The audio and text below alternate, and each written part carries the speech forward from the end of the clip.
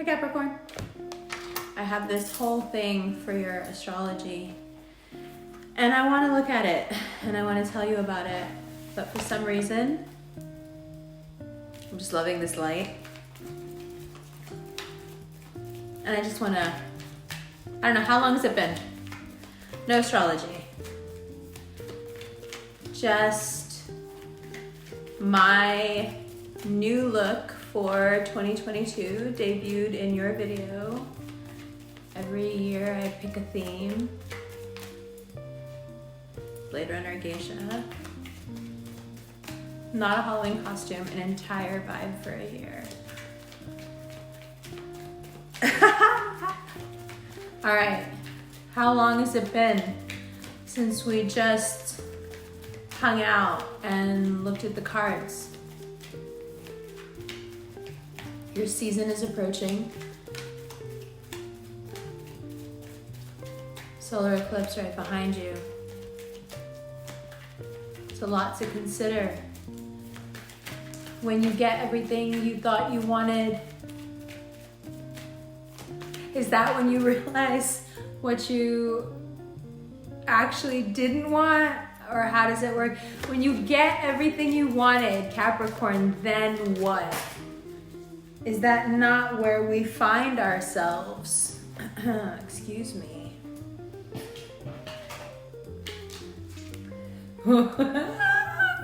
When you get everything you think you wanted, excuse me, or you are on the road,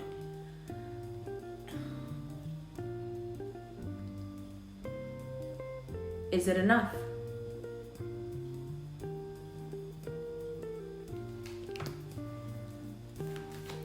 Because my feeling is that this solar eclipse brings you back down in a big way. Big way, a big way. So what happens when you have all the success or all the money or... yeah, what happens when you get everything you wanted?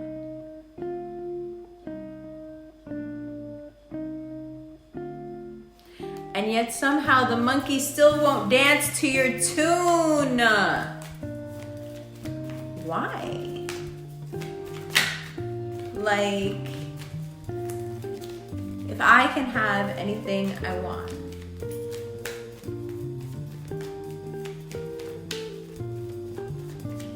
why am I not happy?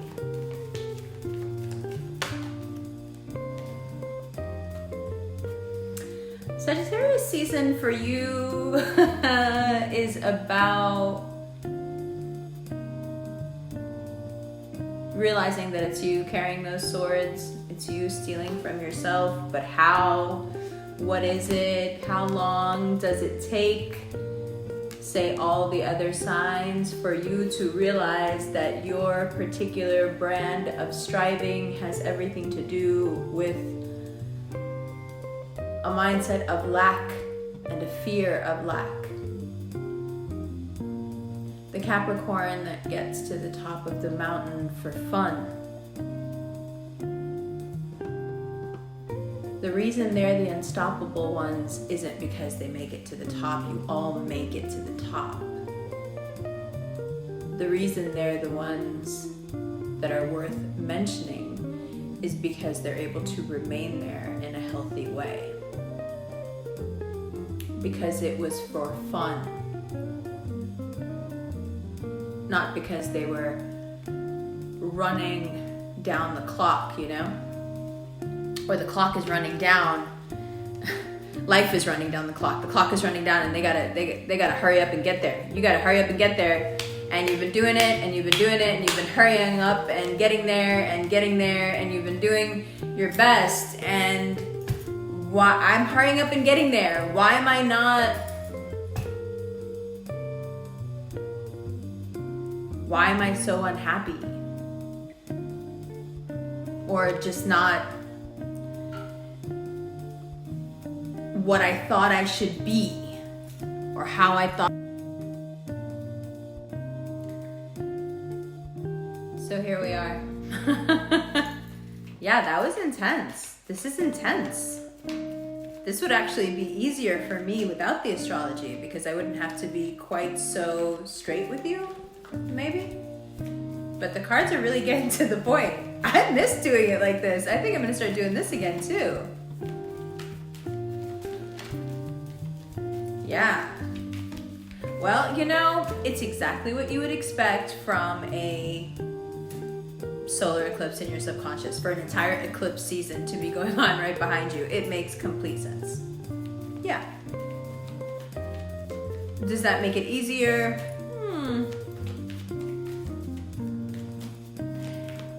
Because, okay, I get it. I get what the pain is about. If you have been set up all your life to, or if astrology is to be believed or understood, if you have been set up, you know, the way your genetics fell through the light, etc.,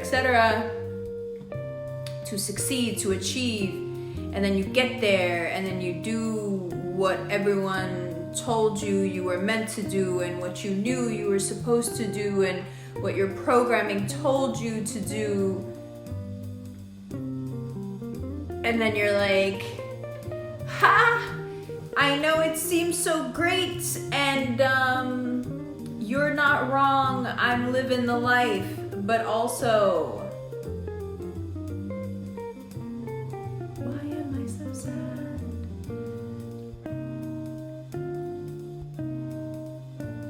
You know, Five of Pentacles is to be pushed out so far, to be pushed out even from the sacred. Some of you may be having a deep crisis of faith right now, it looks like. Who is taking from whom, and why have I been put through? The things I have had to endure. And of course, the cards are going to be that very steady and sometimes perhaps annoying reminder that the only thing that you can do, as I go slipping off, and the only thing that you can do is to reset your vibe. You need to pull back.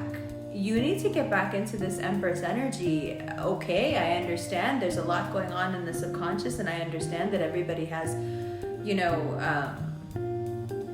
hang-ups and things that they could do better. And like, now I'm just gonna talk to you like one of my brothers. Okay, I get it. I get that when you get to the pinnacle of what you thought you were supposed to be and you sit on top of it all and you look down and you think, okay, well, this is supposed to make me happy. Where's that big wave of happiness that's supposed to hit me and it's not hitting you? I understand that that's frustrating. It can make you feel left out in the cold and sad, and perhaps makes you confront things about yourself that you're not ready to look at, and it's jarring and disconcerting. I get all of that. But you still need to reset your vibe. Because regardless of this deep introspection that's going on, and I don't say it that way to in any way minimize or diminish it, I'm just saying you still need to reset your vibe. You need to pull back your energy. Because you haven't just gotten to the top of the mountain. Need I remind you, you haven't just gotten to the top of the mountain. You've done a lot of things. You've achieved a lot, and you've taken a lot of people along with you, and you've supported a lot of people, and you've opened a lot of people's eyes to a lot of important things. You haven't just emptily been striving to get to the top and now have gotten there. You've done important things. You've created important things. Actually, what you're doing right now is just a symptom of what you've been doing. Of course, if you've set yourself up for striving to get to the top, now you made that up, and now you're making yourself believe that if there's no striving left, you have no purpose. You need to snap out of this. And you need to snap out of it before your season, unless you want to ruin your season keeping tally of all the things that you should have done or haven't done yet, or... Because again, what happens when you get to the... Ask them if they don't feel the same way as you. You know, what happens when there are no more boxes to check, and yet that need to strive won't go away? What happens then? Well, then you get where you are now, and the High Priestess and the Empress say you need to recheck your vibe. This was never about just getting to the top. This was never, maybe that is the construct that you needed to get you there, but that's never what it was about. This is about a deep sense of knowing when it comes to worth and wealth and gratitude and earthiness and this sense of regalness.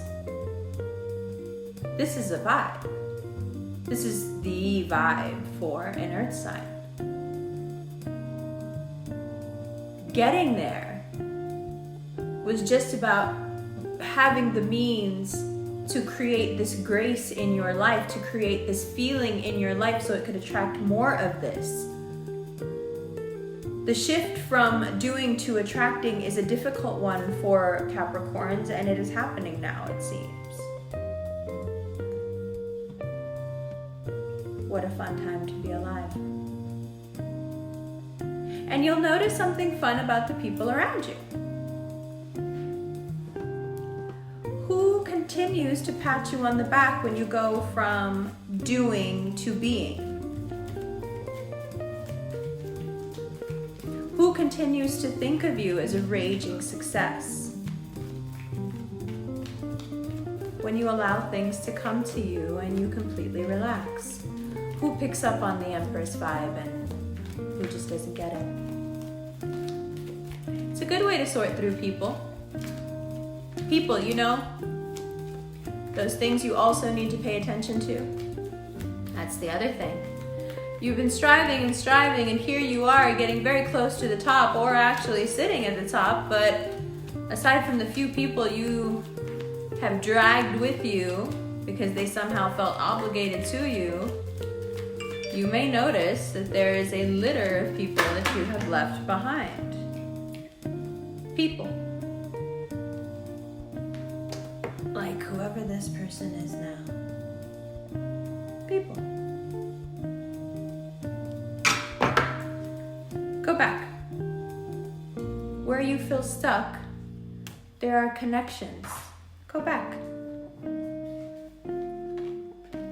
People you should have taken more care with, taken more time with. People perhaps that you walked away from or wrote off for the wrong reasons. It will help you, Ebenezer. Kidding, kidding, love you. Hi Capricorn, welcome to the second part of your reading. All right, subconscious eclipse, 2 days away. The secrets. And not just, when we're saying secrets here, Page of Pentacles in reverse, we're not just talking about things you're keeping from other people or something you're working on you don't want people to know about, or some secret kink you have. No. The biggest secrets in a Capricorn's life are the ones that they keep from themselves. So this is a truly uncomfortable eclipse because you are being shown about you. And there's nobody else there to observe it, to then make you kick into that other person that you can become when there are people around. See, as soon as there are people around, you have to wear that mask of capability. Not to say that you're not capable. You are extremely capable. We know that. But part of that is this mask that you choose to wear if a situation presents itself, especially in front of other people, where you can exhibit how high your self-esteem is. Meaning something happens, you are the one in a group of people who will step forward and say, okay, this is how I think we should handle this. Or I can do this. Or I will get this done.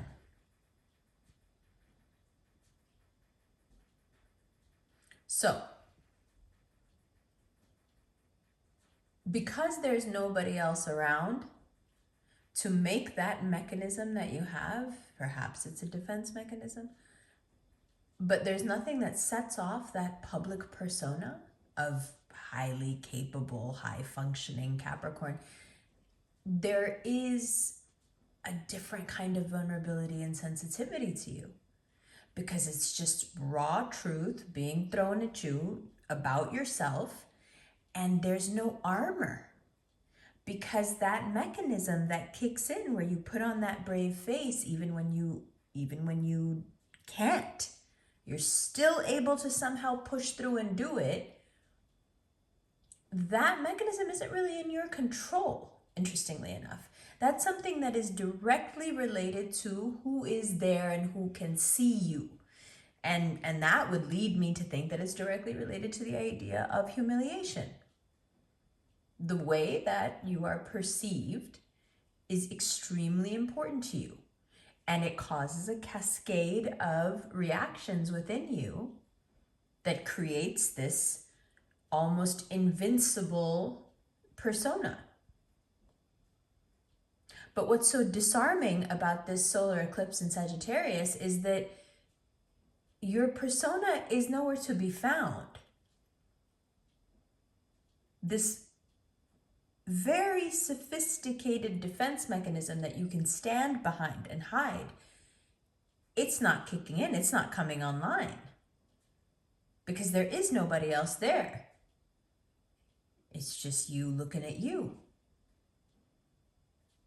Now, the cool thing about that is that it's being done through the lens of a Sagittarius, which is a relief because although sometimes there is they're effusive in their truth telling, okay? Sometimes it's a bit too much.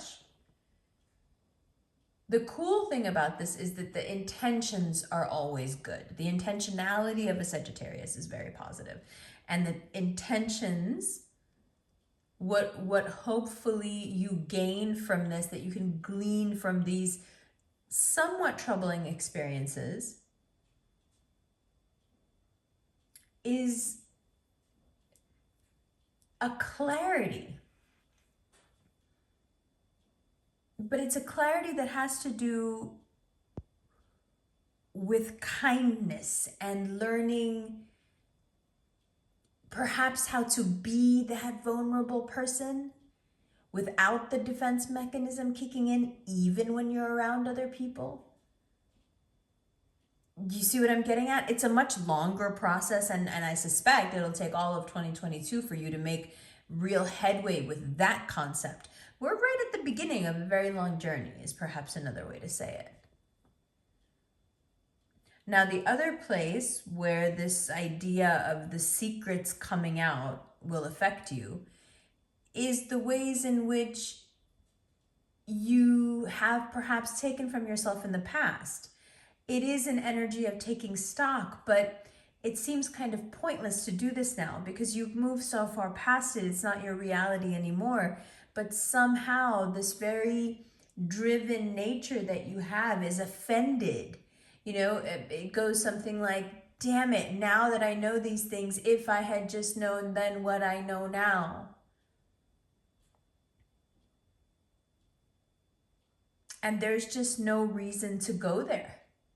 Because for a lot of you, all that thinking is a way to put yourself down. Because if you really logically stop to think about it, follow me down this analytical Gemini road for a minute. If all those times you had known what you know now, all the experiences that you've had in between that taught you a myriad of things you wouldn't have had. And you needed to have those things to learn what you know now. So the thought in and of itself is nonsensical. It could not have happened that way. The only reason you know what you know now is because you went through all those trials and tribulations. So to look back at them with malice or menace or regret or resentment or even ambivalence, it's doing you such a disservice. It's doing your experience such a dishonor. You know, that's your experience. And you had it for a reason. And no matter how unpleasant it may have been at times,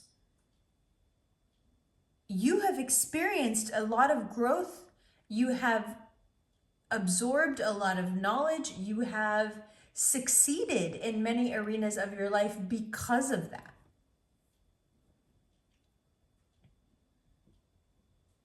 So making peace with your past in a way that has to do with seeing how much good came out of it, even in the situations where you were not necessarily the happiest or treated the best, right?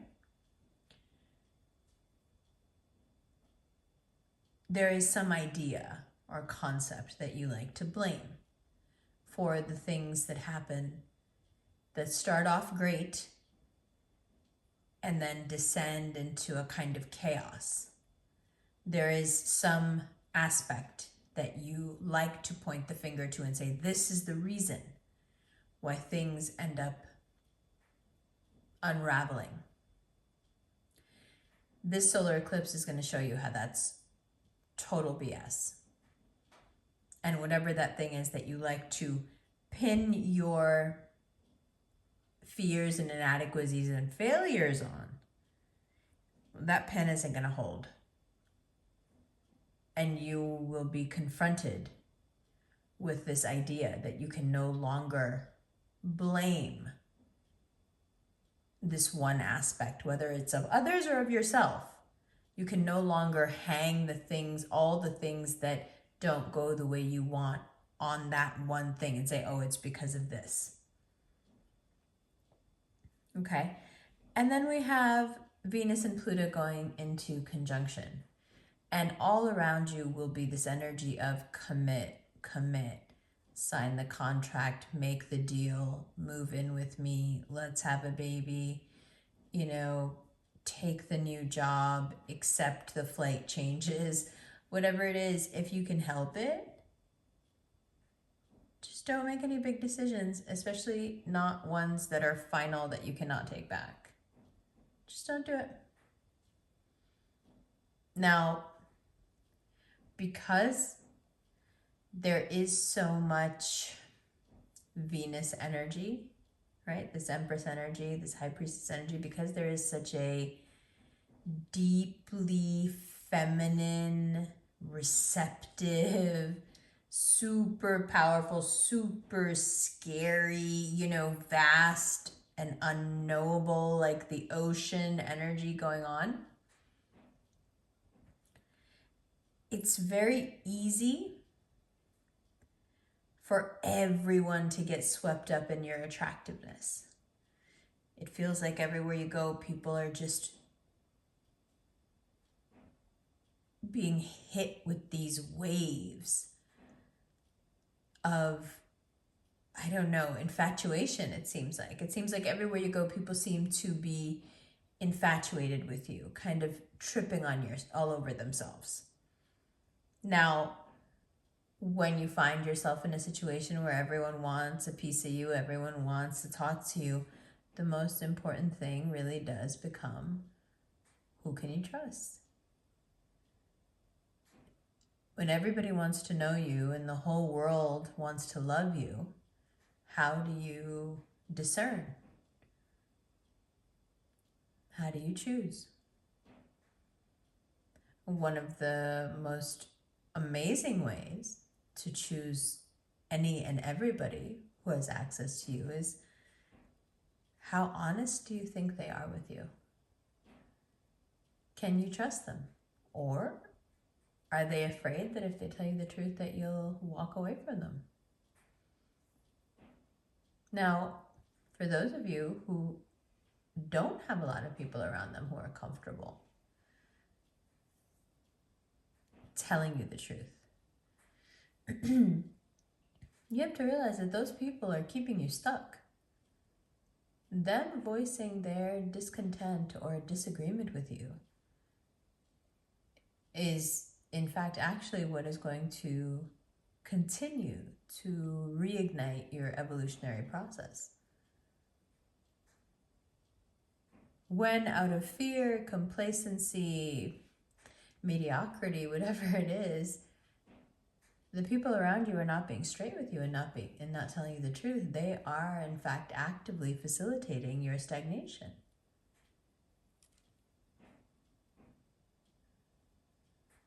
And this has nothing to do with how smart people are. I'm sure you've picked the right people to be around you, but the way people look on paper and how they actually behave in your life, vastly different. And you know this.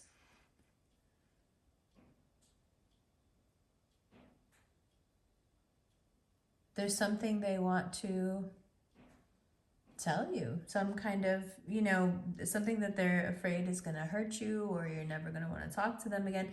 And it's nothing bad. It's nothing like romantic. It's nothing untoward. It's not unseemly. It's nothing like that. It's something else, something they really want to tell you or share with you, but they're afraid that you'll really take it the wrong way. But those are exactly the situations that I'm saying, hangman, that, because people are afraid of you somewhat, they're not going to tell you the truth, and that really doesn't do your evolution any favors. Your evolutionary urge.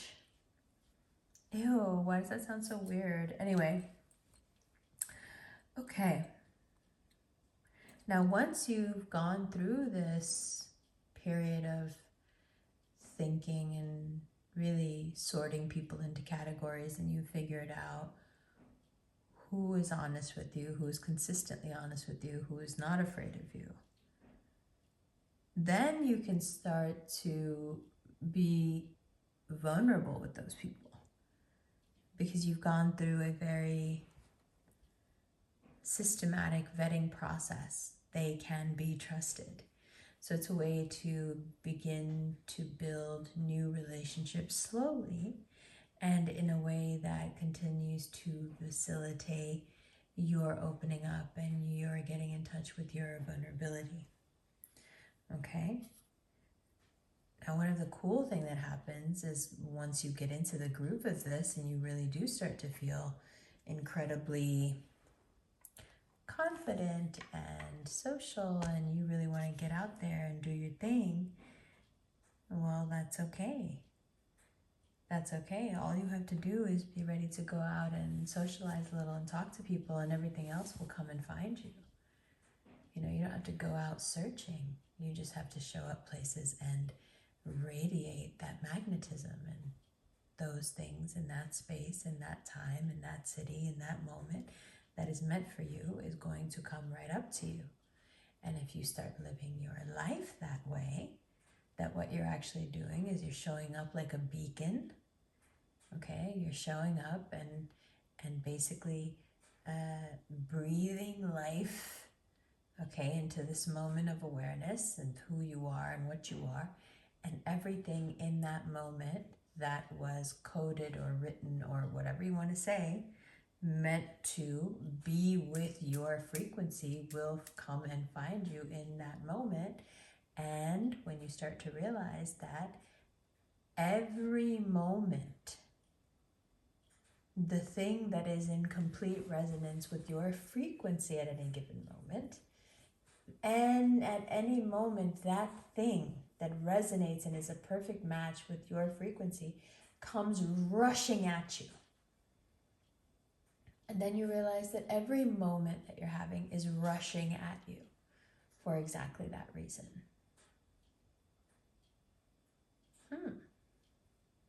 A tangent, but very interesting, huh? Oh my gosh, I love you. I'm excited for you. It's about time. And I would just like to point out the Temperance card there also is about embracing that inner Sag. Embrace the part of you who knows how to get a little bit more